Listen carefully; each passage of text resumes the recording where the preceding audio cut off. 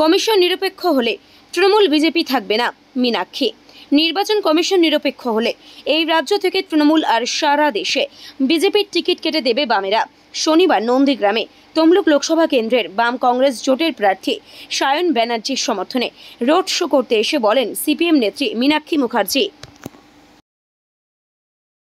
মানুষ কখনো সন্ত্রাসের কাছে এবং দুর্নীতির কাছে মাথা নত করেনি। মাথা উঁচু করে লাল ঝান্ডা নিয়ে গোটা নন্দীগ্রাম লড়াই করেছে।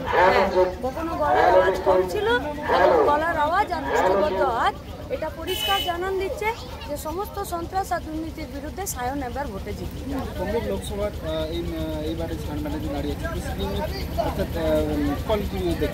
জিতবে, জিততে হবে।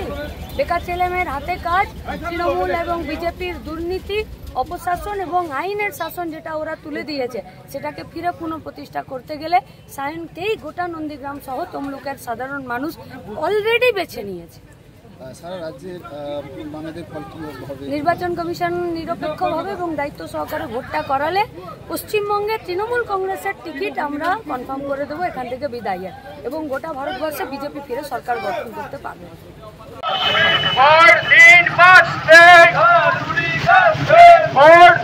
ছাত্র যুব শিক্ষিত ছেলেমেয়ের গোয়াতে একটি কাজের দাবিতে ছাত্র যুব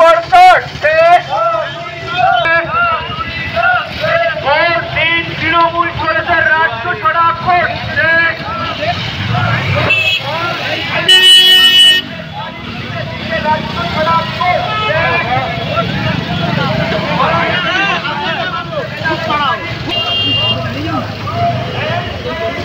ব্যুরো রিপোর্ট, এখন সংবাদ।